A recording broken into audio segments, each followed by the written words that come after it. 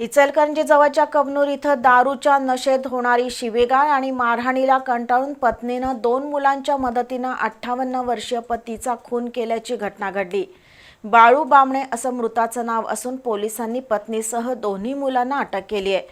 न्यायालयानं त्यांना सोमवारपर्यंत पोलीस कोठडी सुनावली आहे। या घटनेनं परिसरात खळबळ उडाली आहे। कबनूर इथल्या शिवाजी कॉर्नर परिसरात बाळू बामणे हे कुटुंबियांसमवेत राहत होते। बाळू बामणे यांना दारूचं व्यसन होतं। दारू पिऊन घरी आल्यानंतर ते रोज पत्नी सुनीता आणि मुलं यश ओम यांना विनाकारण शिवीगाळ करून बेदम मारहाण करत असत।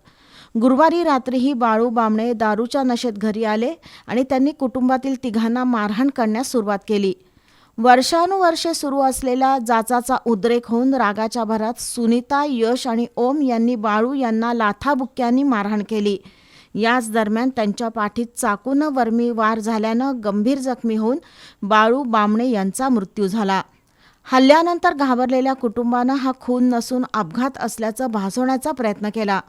बाळू बामणे हे पाय घसरून पडल्यानं जखमी झाले आहेत असा बनाव रचून त्यांना तातडीनं खाजगी रुग्णालयात नेलं, मात्र जखमेचं स्वरूप पाहून डॉक्टरांना संशय आला। त्यानंतर त्यांना सरकारी रुग्णालयात नेलं असता डॉक्टरांनी त्यांना मृत घोषित केलं। घटनेची माहिती मिळताच शिवाजीनगर पोलिसांनी घटनास्थळी धाव घेऊन तपास सुरू केला।